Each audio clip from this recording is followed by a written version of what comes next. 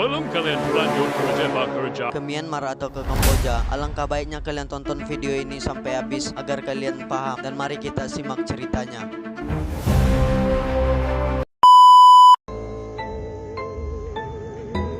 Bayangkan, kamu pamit ke ibumu dengan senyum. Kamu berangkat ke luar negeri demi harapan, demi keluarga, demi masa depan. Tapi yang pulang, bukan tawa, bukan kebanggaan, melainkan tubuhmu sendiri, dingin, membiru. Terbaring dalam peti kayu murah, dengan satu ginjal yang hilang dari tubuhmu. Ini bukan kisah film, ini nyata, dan bisa terjadi pada siapa saja, termasuk kamu.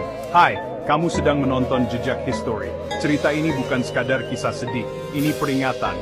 Kisah nyata yang kami ubah sebagian demi menjaga privasi dan memperjelas betapa gelapnya sisi dunia yang jarang disorot. Jika kamu peduli, klik tombol like, subscribe, dan bagikan video ini sekarang juga. Karena bisa jadi, satu klik dari kamu menyelamatkan nyawa orang lain. Namaku Rio, usia 28, tinggal di desa Nelayan, di ujung Indramayu. Tempat di mana langit biru tak menjanjikan apa-apa selain terik dan kemiskinan. Ayahku meninggal saat aku masih SMA. Ibu berdagang ikan asin di pasar, dan aku kerja apa aja yang bisa narik gerobak, ngojek, bantu tambal jaring. Tapi tetap aja, nggak cukup buat hidup, apalagi buat mimpi.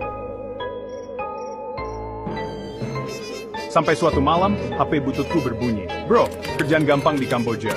Duit gede, mau nggak? Temanku Wahyu, katanya udah di sana. Ngurus akun game doang, gajinya bisa 15 juta. Aku tertarik, tapi juga ragu. Tapi lalu datanglah sosok bernama Pak Darto. Agen katanya. Dia ramah, meyakinkan. Legal semua mas. Ini resmi. Ia kirim foto-foto orang Indonesia tersenyum, katanya alumni yang udah kerja.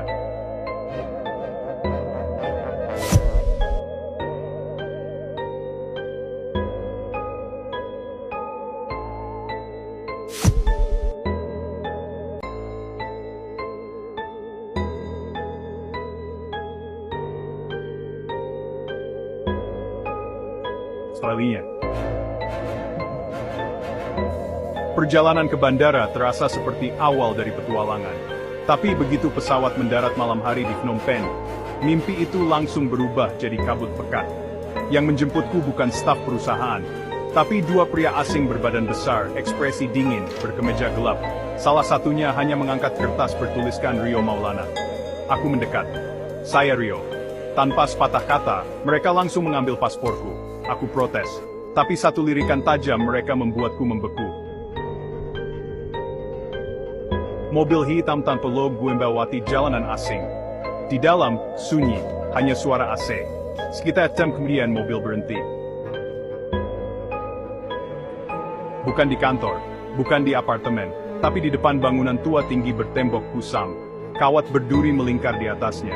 Tak ada papan nama, hanya satu CCTV yang bergoyang pelan, seakan sedang memelototi korban. Pintu besi terbuka, lorong panjang, lampu kuning redup, bau apak menyengat. Satu pria berjenggot menatapku datar. Masuk, serahkan HP dan semua barang. Saya mau kerja, bukan ditahan. Tamparan keras menghantam pipiku. Di sini lo cuma nurut, katanya. Jir. Tanganku gemetar waktu menyerahkan HP. Ranselku dibongkar. Aku digiring ke sebuah ruangan besar tanpa sekat. Puluhan pria duduk di kasur tipis, wajah-wajah Indonesia, tapi kosong. Matanya mati, ada yang memeluk lutut, ada yang hanya menatap tembok. Seorang rambut cepak detik kuat. Baru ya? Aku lidot. Dengerin baik-baik. Dengerin baik-baik, jangan coba kabur. Di sini gak ada pintu keluar. Malam itu, aku tidur di kasur lusuh, tembus limut. Lampu menyala terus, suara-suara aneh dari baling dinding mulai terdenging. Jeritan, isak saiki, suam yang disrespi. Keesokan paginya kami dibangunkan jam 6. Baris, dapat nasi dingin dan telur rebus. Lalu tak ada apa-apa, tak ada kerja, tak ada plat, anyway. Menunggu giliran. Setiap hari, satu demi satu dipanggil. Dika dari Cirebon dipanggil duluan, katanya untuk pemeriksaan medis. Dia pergi dengan tenang, tapi malamnya kasurnya kosong.